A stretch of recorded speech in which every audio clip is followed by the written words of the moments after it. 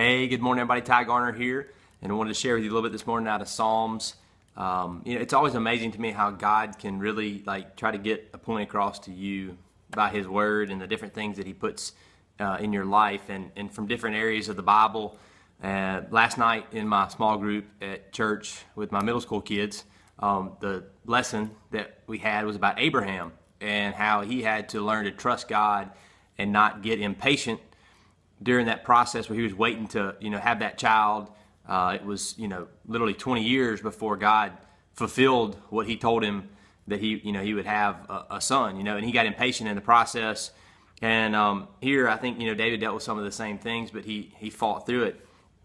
Psalm 16:11 says, "You will make known to me the path of life. In your presence is fullness of joy. In your right hand there are pleasures forever." David was that guy that he wasn't perfect, right? He messed up and sinned, but ultimately God put him on the path that He wanted him on. And I think often we are like that. We know God has called us to something, and we get impatient in the waiting process for God to fulfill what we feel like He's called us to do.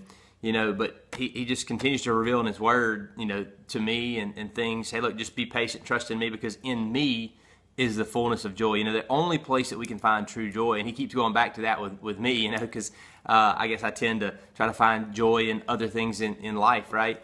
As I think kind of we all do. Most of us probably, for me, I think I can find it in security and money and in a person, things like that. But it's really only by being in His presence we can find true joy.